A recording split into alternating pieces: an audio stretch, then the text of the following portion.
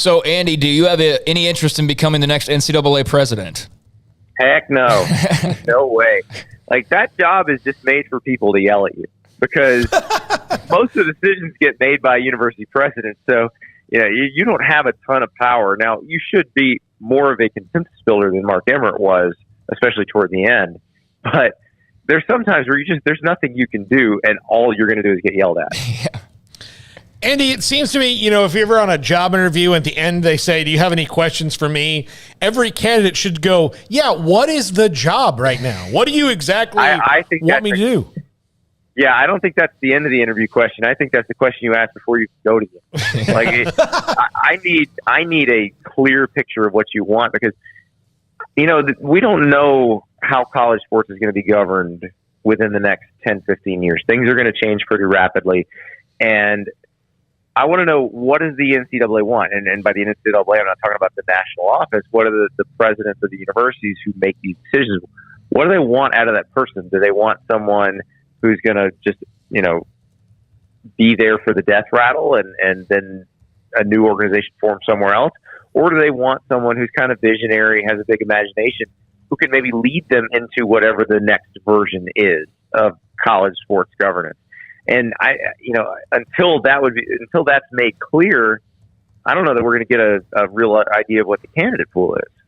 Is it possible for the next president to be someone who can negotiate compromise on things? Because the reason the NCAA is in this position is they decided a long time ago that there was no other way to do the things that they do, and now they've lost all ability to control everything because they weren't willing to compromise, and the other side isn't either now. And I think a lot of the problem there was Division I was so different than Division II and different than Division III that you could never get a consensus. Like, if you actually wanted a compromise, you could never get a consensus to do it or to even make an offer. So I think that part has to get fixed before they can even think about making any compromise. Now, part of the problem with them not compromising on any of the stuff, like giving stuff to athletes, all that, is that they now have been essentially stripped of every power they had by the state governments who created the NIL laws, and by the U.S. Supreme Court and the federal court system that said basically any rule you make, we're going to view as collusion. So they've got to figure out a better way. They've got to figure out a way to have rules and enforce them without getting dragged into federal court. And the way to do that is not a way that they've really considered a possibility.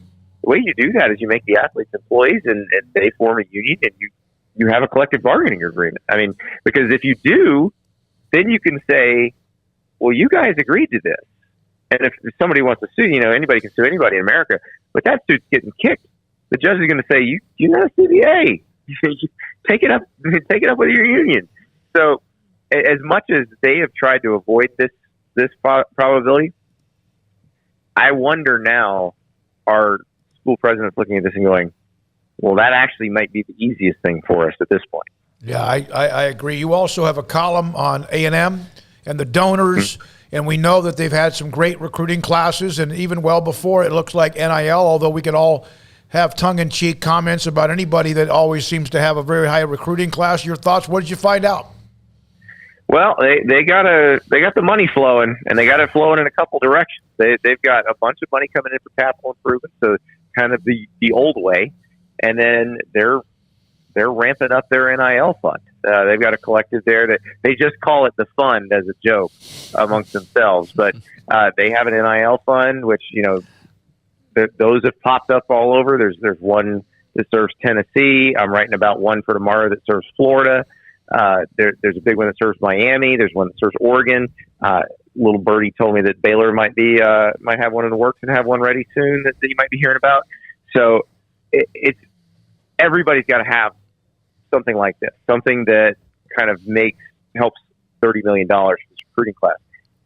If they had $30 million to spend, they could have taken part of that and told Kenyon Green, the offensive lineman, and DeMar Leal, the defensive lineman, who are going to be, first or second round draft picks this week, we will match your first year NFL salary or surpass it. Stay here for another year. 2 first-team All-SEC guys, way better bet than any recruit you could sign. Well, they didn't do that because they didn't have that kind of money. They had some money and some guys got deals, but they weren't out of whack compared to what the deals were around, that same level at other schools.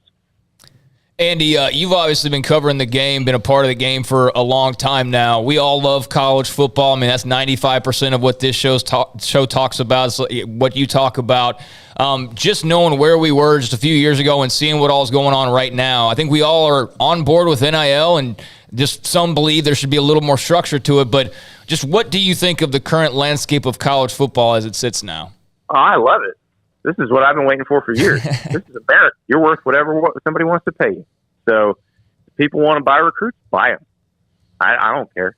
They basically, these guys have been stealing money from the players for years with their rules. So whatever they can get, great. And everybody who keeps saying, well, but that'll cluster the players at just a few schools. What do you think was happening before? It's really funny because A&M has the number one recruiting class after multiple years of just Alabama and Georgia kind of trading off as the number one recruiting classes. And Tennessee's now getting 5-star quarterbacks and hadn't had a 5-star quarterback committed since 2002. So they are going to other schools instead of just going to the same 3 or 4 schools. But isn't that what everybody was complaining about? Mm-hmm. So now they've come up with what appears to be maybe even a solution for the problem everyone's complaining about, and everybody's complaining about that. Andy, final thing from me. Do you feel like at some point, and I saw Jack Swarbrick's comments about the imminent breakup or the imminent defection of just 1 or 2 conferences, the SEC and the Big Ten. Do you really feel like that will happen? And will that not be sustainable? And will there be kind of a revolt against it? Well, it'll be a revolt by the people who aren't in the club. Sure. But, I mean, the majority, you look at the TV ratings, you'd still get the majority of the viewers. Like, if you just had those 2 leagues and then they cherry pick the best of the other leagues, you would get the majority of the college football viewers, and you would have a very booming business. But would it be fun for fans of schools that didn't get into the club? Absolutely not. They'd hate it. But it's I'm not sure what is going on now is sustainable, because the SEC and the Big Ten are going to be playing a very different game 10 years from now in terms of money than anybody else. All right, Andy, I'm going to pitch a column idea to you because you're the guy to write it. You were talking about NIL a second ago, and I know a lot of them have like pun type almost names, or FSU's is Rising Spear. I think you need to do a top 10 list of the ones that don't have a name yet. You need to write those for them. Well, and like Texas A&M, I love that they just call it the fun. Because the people who run it think it's weird that everybody else kind of wants to advertise, but you're right. Everybody's got these weird pun names for it. Although, like, Oregon is like Division Street or something like that, which doesn't make, it doesn't really fit. Like, I want something quack in there. So, Addicted to Quack is a blog that covers Oregon, so I think that name is already taken. But yeah, I mean, like, Baylor's got to have some kind of Sikkim reference in there. Yeah. Oh, they have to. And the fact is, and you mentioned that earlier, and he kind of teased it, we've had Mac Rhodes, and we had him almost every week for quite a long time. I mean, they're not just sitting here letting things happen. They're working behind the scenes as well. No, and that's the thing. Like, I am curious to see how this affects Baylor, TCU, SMU, schools like that, because there is money in the alumni bases of those schools. There are resources, and so how are they going to deal with this? Are they going to be capable of getting some players that they would not have normally been able to get? Because it's not like you're probably not going to be able to get 10 guys that would have signed with Alabama or Ohio State. But what if you get one? And what if it's a quarterback or a defensive tackle or somebody who can affect every play they're on the field? Like, that makes a big difference. Andy, good stuff. Thank you very much. I enjoy